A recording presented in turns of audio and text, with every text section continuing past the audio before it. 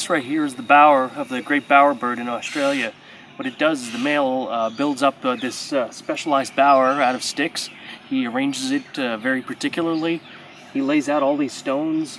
There's all sorts of colored pieces. There's I see white shells and Coca-Cola can, the metal bits and pieces of glass, white and green. It's all very meticulously arranged to impress the females. So when the female comes over and inspects his bower, if she's happy with it, they'll copulate and have chicks that way.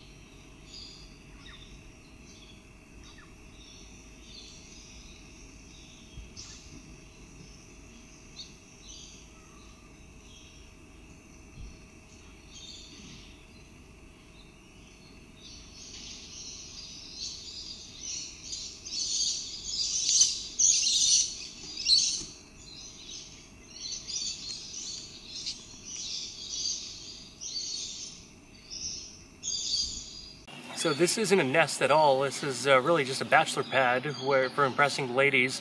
The bower's gonna invite his lady friend here and try to impress her. It takes the bowers 6 years to learn how to make their bowers, the bowerbirds, and they do that by watching other males building their bowers and practicing until they're able to build one to impress the ladies as well.